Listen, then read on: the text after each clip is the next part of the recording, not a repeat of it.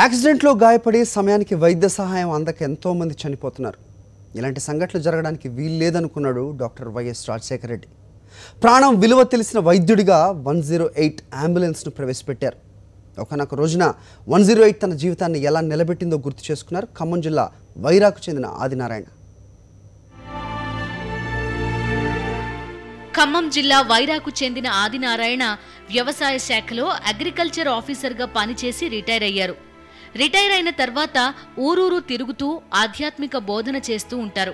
ఈ క్రమంలో 2 సంవత్సరాల క్రితం ఓ రోజు గరివిపాడు నుంచి ఆటోలో వైరా వస్తుండగా ఓ లారీ వచ్చి ఆటోను ఢీకొంది. ఆ ప్రమాదంలో ఆదినారాయణ తీవ్రంగా గాయపడ్డారు. ఇంతలో ఎవరో 108కు ఫోన్ చేశారు.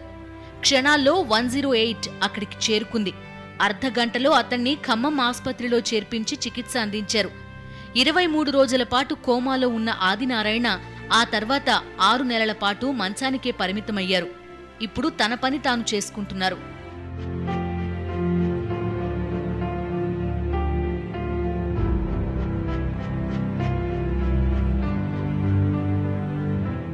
హాఫ్ అన్ అవర్లో కనుక నేను హాస్పిటల్కి చేరపోతే 108లో నాకు తెలిసినంత వరకు ప్రాణం అనేది పోవటానికి కారణం రక్తం అండి. అప్పటికి నేను పూర్తిగా రక్తసిక్తంగా రక్తంలోనే మునిగి ఉన్నానండి.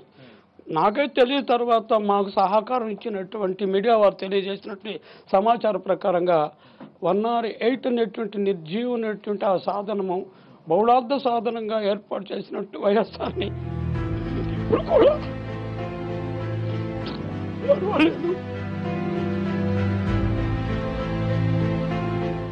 ఆర్థికంగా అనేక ఇబ్బందుల్లో ఉన్న ఆదినారాయణకు మహానేత ప్రవేశపెట్టిన ఆరోగ్యశ్రీ ద్వారా ఉచితంగా చికిత్స చేశారు.